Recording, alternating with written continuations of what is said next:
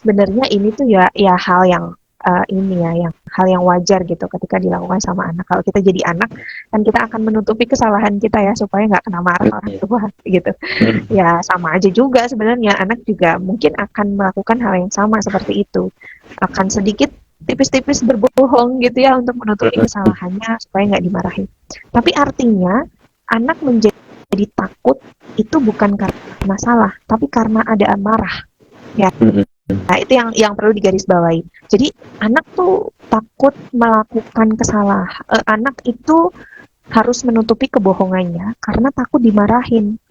Jadi dia Hmm. lebih takut dimarahin orang tua dibandingkan ini sesuatu hal yang salah.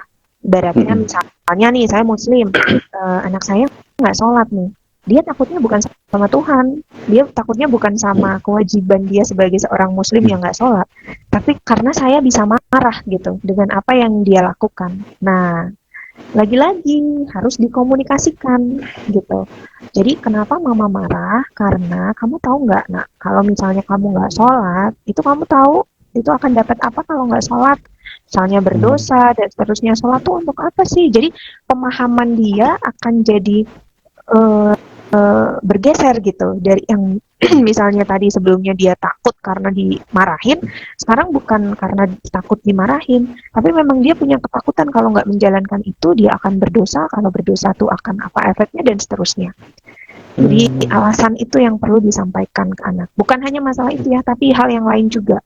Ngumpetin barang kek, atau misalnya tadi ternyata di kelas berantem kek sama temennya misalnya dan seterusnya.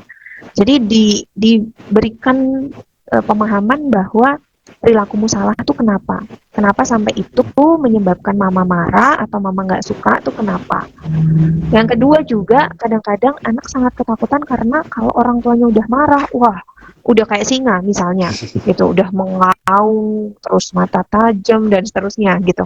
Jadi anak merasa kayak, aduh aku harus menutupi sesuatu karena supaya nggak kena marah. Kalau marah aku sangat ketakutan dan seterusnya gitu. Jadi hati-hati dengan apa ya mungkin sedikit banyak kemarahan yang kita berikan ke anak gitu.